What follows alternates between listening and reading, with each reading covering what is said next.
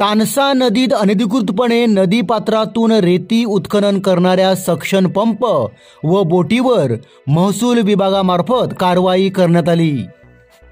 मांडवी मंडळातील महसूल कर्मचारी यांना गुप्त माहितीद्वारे तानसा नदीत खानिवडे व कोपरगाव परिसरात सक्शन पंप सुरू असल्याची माहिती मिळाली होती। या माहितीच्या आधारे महसूल अधिकारी कर्मचारी घटनास्थळी दाखल झाले। यावेळी बोटीवरील मजुरांनी नदीत उड्या मारून पलायन केले असल्याचे सांगण्यात आले।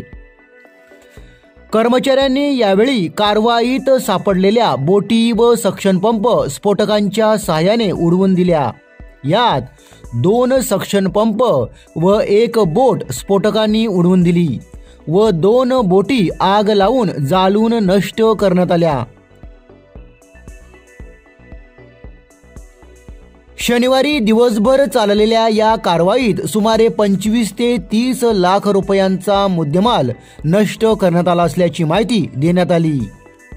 या कारवाईत जिल्हाधिकारी कार्यालय रेतीगट शाखा नायब तहसीलदार CK पवार, अव्वल कारकून रेतीगट सचिन टेमकर, मांडवी मंडळ अधिकारी सचिन जाधव, तलाठी संतोष शिरसेकर, तलाठी विजय भिंड, तलाठी अनिकेत कालेल व कर्मचारी यांची उपस्थिती होती।